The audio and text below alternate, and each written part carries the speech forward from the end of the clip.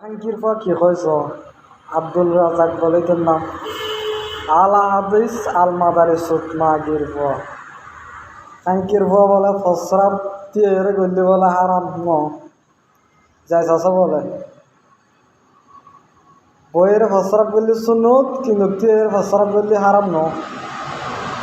দাঁড়িয়ে পেশাব করা হারাম নয়, দাঁড়িয়ে পেশাব করা জায়েজ আর বসে পেশাব করা সুন্নাত। কোনোই সমস্যা নেই, তখনও দাঁড়িয়ে পেশাব করলো, তখন সুন্নাতের বিপরীত কাজ করলো। হারাম ন পড়ার পড়ালা তোরা এক এক নতুন নতুন হাদিসিন বাইর খরচ করতাম তোরার দ্বারাই আর ডেকে বলে দিয়ে এর ফসল করে বেলাই যুদ্ধ দেওয়ার তোরা আর খাঙ্কির ভাই এত তোরা কথাই শুনে আর তো বইরে আর ফসরাব করতে মনে হইতো না। মা গিরবান তোরা তো মেঘলা এখন তো মেঘলা শুনিলি তোরার বাইরে হলে বেলাই তোরা কথা ইন মেঘলা শুনলি তারা হচ্ছে এর ফসরাব করবে মা গিরবান তোরা ইন বাইরে ব্যবস্থা করতেন